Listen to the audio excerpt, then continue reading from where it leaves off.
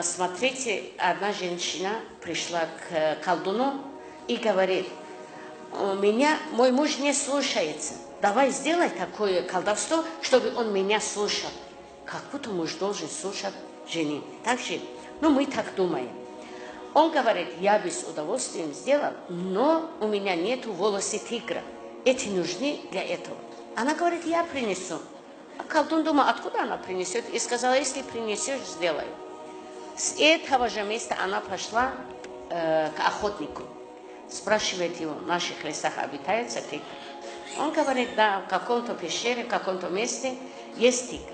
Она идет домой, ставит в мешок мясо, хлеб, плов, конфеты, печенье и так далее, все съедобное. С этим мешком поднимается туда, идет в лес и к этой пещере. Она поставила там все эти продукты, дальше спрятала за деревом и смотрит, какое из них понравится тигру. Тигр это был.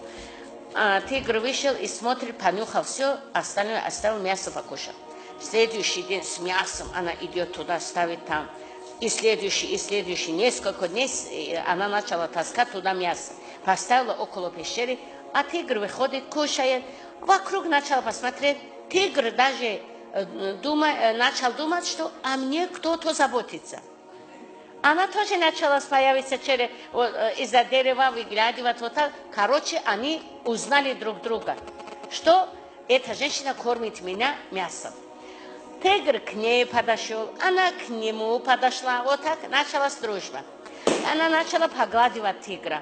Сначала спину погладила, на следующий день бока погладила, потом голову погладила. И она узнала, что если погладить за ушами, она спит. В следующий день взяла ножницы, пришла, дала это мясо. А к своей подружке тигр тоже пришел. Она погладила, за уши погладила. А рядом с ней лег тигр и заснул. Она взяла быстро ножницы, отрезала волосы и бегом к этому колдуну ставит на стол: давай быстро сделай. Колдун говорит: откуда тебе волосы тигра? Она говорит: вот так сделала, все рассказывай. Он говорит: я не сделаю тебе колдовство. Я уверен, я могу клясться, что твой муж не страшнее тигра. Как ты приручила тигра, вот так приручи и мужа, говорит этот колдун. Действительно же, уважаемые сестры, действительно, это так.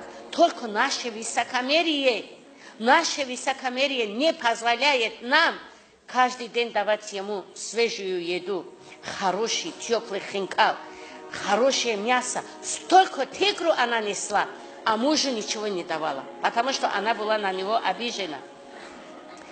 Если мясо любит, мясо делайте. Если курзе любит, курзе делайте.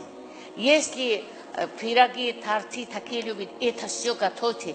Тогда приручится к вам он. Когда будет он с вами и разговаривать, и делиться, и хорошо относиться.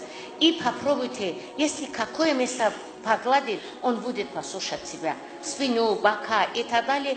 Вот так поглаживайте, массаж делайте, и будет он послушный. Иншаллах рахман. Только сначала вы должны послушаться.